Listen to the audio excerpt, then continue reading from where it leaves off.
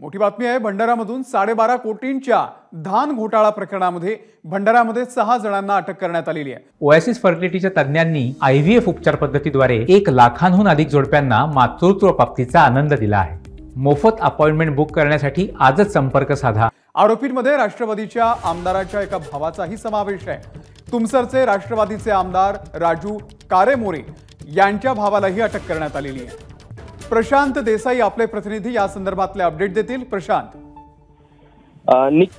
निश्चितच अमोल, 2018 मध्ये भंडारा जिल्ह्यामध्ये हा एक धान घोटाळा झालेला होता। त्यावेळेस याची सीबीआय चौकशीची मागणी करण्यात आलेली होती, मात्र ही चौकशी CIDच्या मार्फत करण्यात आली आणि यामध्ये 12.5 कोटी रुपयांचा धान घोटाळा झाल्याचा निष्पन्न झालेलं होतं। शेतकऱ्यांची बोगस 7/12 बनावट स्वाक्षरींच्या आधारे हा घोटाळा करण्यात आल्याचं उघड झालं होतं आणि त्यानंतर रात्री उशिरा या प्रकरणामध्ये 7 लोकांना अटक करण्यात आलेली आहे। त्यामध्ये राष्ट्रवादी काँग्रेसचे इथे स्थानिक तुमसरचे आमदार आहेत राजू कारेमोरे यांच्या भावाचा सुद्धा समावेश आहे। यासोबतच इथे आता महत्त्वाचं म्हणजे आतापर्यंत अनेक धान घोटाळे झालेले आहेत। अनेक संस्था चालकांना धान खरेदी विक्रीच्या प्रकरणामध्ये अनेकांना अटक झालेली आहे।